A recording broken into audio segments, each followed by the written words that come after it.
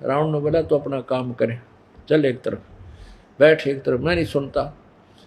अब उसका तो सातवें आसमान में घूम रहा है, क्योंकि शिव जी की साधना करी, तमोगुण की सिद्धियां प्राप्त कर ली, आकाश में उड़ जाने की वरदान ले लिया, 10 सिर काट कर चढ़ा दिए, यहां से काट कर 10 बार चढ़ाए, 10 बार वापस दे दिए। मंदोदरी ने बहुत प्रार्थना की, नहीं माना, तो अपने गुरुदेव से कहा, गुरुदेव एक बार आप मेरे पति को समझा दो, वो मान जाए, आपकी बात को स्वीकार कर ले और सीता जी को वापस दे दे और आपका उपदेश ले ले, मेरा सुहाग बच जाएगा। परमात्मा बोले, बेटी इसके विधान में कोई ना यूं मानने को नहीं, क्योंकि इसने पहले गलत पेंट घना चढ़ा लिया, यूं साधना गलत करके इसमें सिद्धि आ गई, भी यूं मानने को नहीं। खुद मैं आ रहा हूं, परमात्मा आ जा तो भी ना माने, अपने आप को थोड़ा छुपा के बोल रहे हैं भगवान। मंदोदरी ने कहा, परमात्मा अब एक बार जाके एक बार कह दो और मान जा तो ठीक है, नहीं तो मेरे लेखे फिर कल मर जाइयो, मेरी आत्मा में नो दुख ना रहेगा। गुरु जी कह देते तो यू मान जाता, फिर मैं विधवा उजरांड हो जाऊंगी तो मैंने दुख ना होगा, मैं विधवा भी हो जाऊंगी, मेरी आत्मा में ठेस ना लगेगी। अब परमात्मा बोले, बस चलिए, छोरी ना, लड़की ना मानती, एक बार चला जाते हैं। तो परमात्मा ऋषि रूप में थे और रावण की सभा लगी हुई थी, बहुत बड़ी, बहुत लंबा चौड़ा उसका सभा स्थल था, बहुत बड़ा महल बना रखा था। उस समय जब वो ऐसी मीटिंग करता था, किसी को भी बाहर से अंदर आने का आदेश नहीं था जब तक वो मीटिंग चले। उसी दौरान परमात्मा पहुंच गए और उनके पहरेदारों से यानी गेट कीपरों से कहा कि भाई मुझे अंदर जाना है, रावण से मिलना है। अब संत ऋषियों को उसमें आदर बहुत देते थे, तो उन पहरेदारों ने, वहां खड़े जो गेट कीपरों ने कहा, महाराज जी अब सभा मीटिंग चल रही है और इस दौरान हम आपको अंदर नहीं जाने दे सकते, हमारी मजबूरी है। अगर हम अंदर चले गए तो हमारी बात नहीं सुनी जाएगी, हम पता करने भी चले गए ना कि कोई आपसे मिलना चाहता है तो भी गर्दन काट देगा, इतना क्रोधी राजा है हमारा, और हम मना नहीं करते आपको। तो उस समय परमात्मा ने क्या किया, अंतर्ध्यान हुए और रावण बैठा था ऊंचे सिंहासन पर, को 20 फुट ऊंची स्टेज पर विराजमान था, आसपास उसके योद्धा थे, बहुत कई हजारों की संख्या में उसके सलाहकार वहां विराजमान थे, सभासद। तो ज्यों ही रावण ने देखा कि ये व्यक्ति कैसे आ गया सभा में, उन गेट कीपरों से तो अंतर्ध्यान वहां दिखे नहीं, अंतर्ध्यान हो गए अदृश्य और अंदर प्रगट हो गए महल में। रावण ने कहा कि बुला के लाओ उन पहरेदारों को, इस गुप्त मीटिंग में किसने आने दिया इस ऋषि को, उसकी गर्दन कलम कर दो, कत्ल कर दो। परमात्मा बोले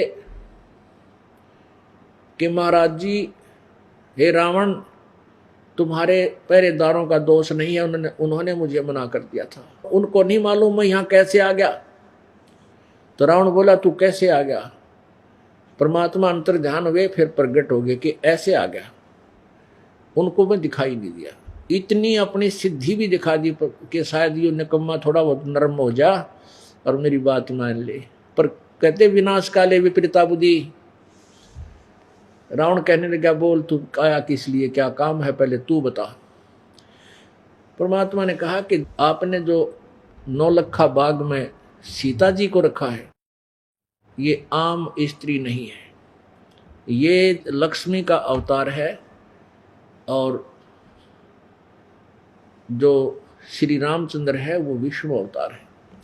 आप इन गिला पंगा मत ले और इसको हाथ जोड़ कर वापस दिया, तेरा कुल बच जाएगा, तेरी जान बच जाएगी। रावण, तेरे हित में आया हूं और तेरी पत्नी की प्रार्थना से मैं यहां पहुंचा हूं, और नहीं तो तेरा नाश होगा नालायक। ये संत तो वह अपने बच्चे की तरह धमकाया भी करे, और राजा में कमजोरी यह आ जाती है, वो किसी की ना नहीं सुन सकता, अपने विषय में हित के शब्द भी अपने मर्जी के विरुद्ध वो सुनने को तैयार नहीं होता। तो रावण ने जब ये देखा कि उसको कहा कि तेरा नाश होगा नालायक, एकदम उस सटेज से नीचे छलांग मारी। पहलवान था, पूरा गढ़ और तलवार निकाल ली। कहने लगा जा तुझे बनाता हूं पहले मैं, ठीक है।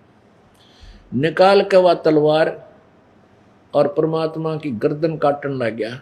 परमेश्वर के हाथ में एक सीख थी, कबीर जी के हाथ में एक सीख, सीख ये झाड़ू की एक सीख होती है, ऐसी सीख हाथ में ले रखी थी पतली सी।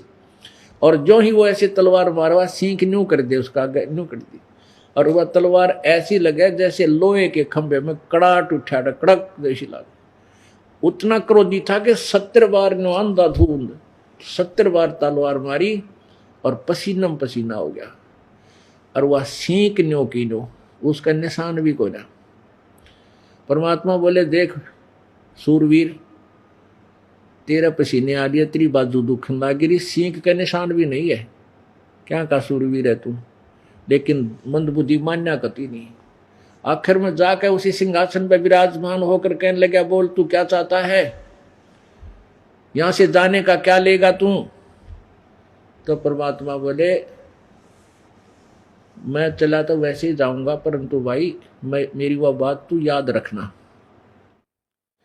इस सीता को वापस कर दे, तू बसा रह जाएगा। कहने लगा आप जा सकते हो, मैं तेरी कोई बात सुनने को तैयार नहीं। तो परमात्मा आगे और मंदोदरी से कह दिया बेटा मैंने सब कुछ कह लिया, पर मान्या कती नहीं। विभीषण भी उस सभा में विराजमान था। फिर उसने जाकर के अपनी भाभी यानी मंदोदरी से कहा कि आज तक गुरुजी मार गया होता भाई ने, लेकिन परमात्मा की वो शक्ति देखी मैंने आज, मेरा भी दृढ़ विश्वास हो गया कि रावण ने 70 बार तलवार, उसकी तलवार का आगे झोटा भी ना डटा है, एक में काट दे, इतना जबरदस्त वार है। और गुरुदेव ने हाथ में एक सीख ले रखी थी, सीख का निशान भी ना, वारी सा खुड़ आवाज आवा थी जैसे लोहे के खंभे पर तलवार लागती हो। मंदोदरी ने बोली कोई बात नहीं गुरुदेव, मेरी आत्मा ठंडी होगी, अब यू तड़का मर जा रावण, आग लगा इसे पति के।